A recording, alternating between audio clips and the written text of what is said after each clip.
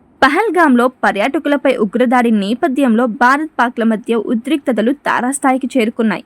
సింధు జలాల ఒప్పందం రద్దు యుద్ధాన్ని ప్రకటించడంగా పాకిస్తాన్ పేర్కొంది. ప్రతీకారంగా సిమ్లా ఒప్పందాన్ని రద్దు చేసింది. ఇదే సమయంలో దాయాది దేశంపై కఠిన చర్యలు తీసుకునే రీతిలో నిర్ణాయక చర్యలు తీసుకునేందుకు కేంద్రం సిద్ధమవుతున్నట్లు సంకేతాలు వెలువడుతున్నాయి. గురువారం ఆక్రమణ్ పేరుతో వైమానిక విన్యాసాలను మన దేశం నిర్వహించింది. ఈ నేపథ్యంలో కేంద్ర హోంశాఖ మంత్రి అమిత్ షా, విదేశాంగ మంత్రి జైశంకర్ గురువారం రాష్ట్రపతి ద్రౌపది ముర్మును కలుసుకోవడం ప్రాధాన్యత సంతరించుకుంది.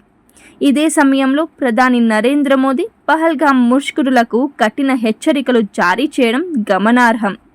పాక్ను అంతర్జాతీయంగా ఏకాకిని చేసేందుకు G20 దేశాల మద్దతును మన దేశం కూడగడుతోంది.